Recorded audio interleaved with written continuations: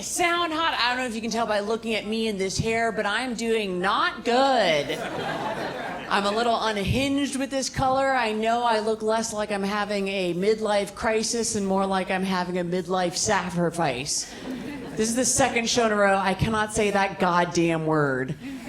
I'm gonna pitch that joke and tell you guys that my brother really roasted me when I got my hair done. He said I look like Ronald McDonald. Not because I have red hair, but because we both look like we would take money from children with cancer. I gotta tell you, I hit my mid-30s and had a real identity crisis about the type of woman I was becoming. I was really worried about being a basic white bitch, and then I realized doing this to my hair backfired, because the only women who are afraid of looking like a basic white woman are... Wow, that was a perfect chorus. That was all the Swifties in one group.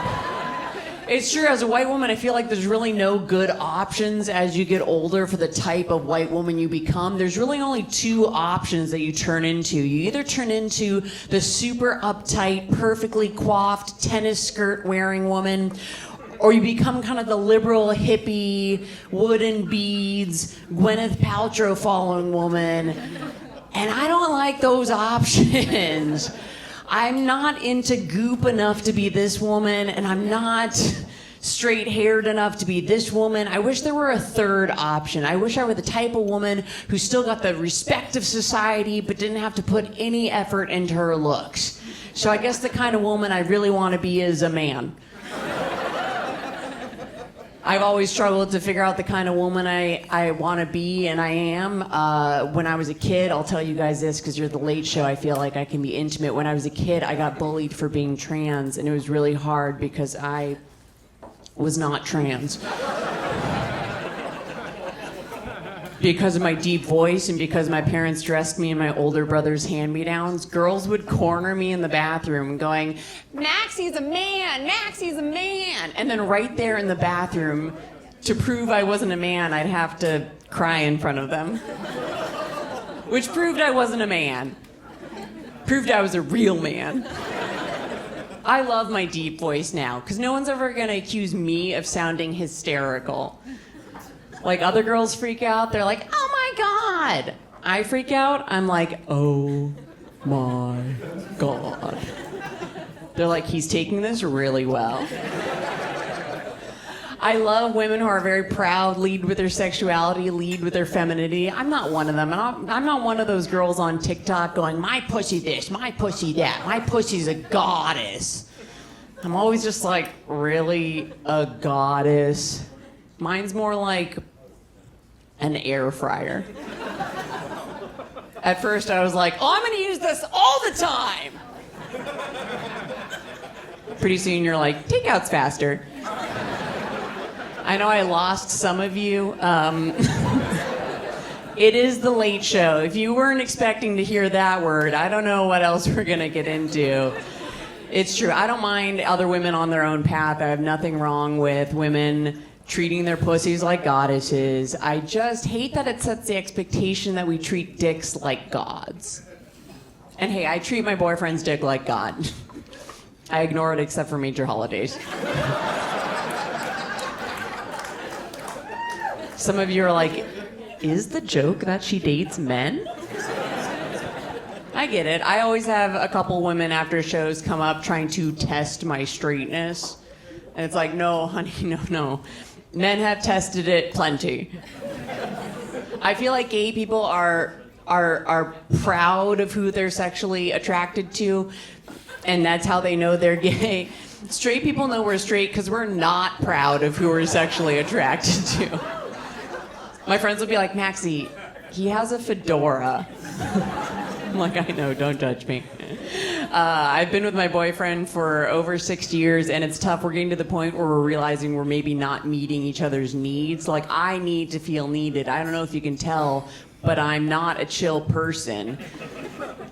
I like to control. I make him lists thinking I'm being helpful. He goes to the doctor, I make him a list of questions. He goes on a trip, I make him a packing list. He's like, "I don't need that." I'm like, "You just don't want to give me the satisfaction." I think I'm being helpful because the biggest complaint I hear from guys is that they don't know how to read their girlfriend's mind. So I make it easy for him. He's like, hey, what do you want from the store? I'm like, oh, here's a list. Hey, what do you want for Christmas? Ah, here's a list. Hey, what do you like in bed? Ah, here's a vibrator. He'll be like, I don't need that. I'm like, you just don't want to give me the satisfaction. We fight over stupid things like the thermostat. He'll be like, hey, what's the temperature? I'm like, it's freezing. But he'll be like, no, what does the thermostat say? And I'll be like, it doesn't matter what it says. It feels like you're mad at me. We got a cat about a year ago, and the hardest part of getting the cat is we were trying to figure out a name for it. If you've ever gotten a pet with a partner, it's a very strenuous process. We were trying to think of book characters we both love or movie characters we both love, and what an awkward way to find out that we have nothing in common. We finally just ended up naming the cat Silent Treatment.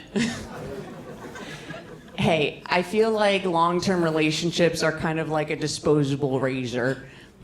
You're trying to get a lot more life out of it than it was meant to give. Just dragging it through the rough parts, like I'm sure the bumps will stop soon. It'll smooth out after this rough patch, I'm sure. Friends are like, maybe stop getting them from the dollar store. Maybe that'll serve a purpose. I do love him, but we're getting a lot of pressure to be married. A lot of pressure. Anyone here married? Okay, appropriate enthusiasm. That's good. I'm not sure where I land on marriage. I'm curious about marriage the way I'm curious about living in a van. Some people make it look really fun. I just kind of like my own bed. I'm more worried because they say there's health implications to marriage. Guys are like, no, it's not good for us to be alone. I'm like, no, it's not good for you to be alone. I don't know if you guys know this, but in straight couples, men in the couple end up living longer. Women in the couple end up living shorter lives. So when you propose to a woman marriage, what you're really proposing is her early death. Hey, meet Sarah, my wife. Hey, meet Dan, my murderer.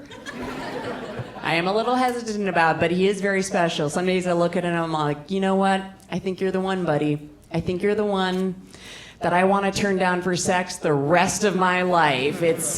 I'm done turning down strangers. No, it's you and only you, you lucky dog. But we've been trying to plan a life together, and one thing we've been doing is looking at our careers. Like, he had a career in television, and then because of the state of the industry, he decided to transition to being a therapist. And he's having to practice his homework on me. He's like, okay, my homework is to modify a behavior of mine. I bite my nails. I stay up too late. Can you think of anything I should try to modify? And I'm like, here's a list. Are you guys ready?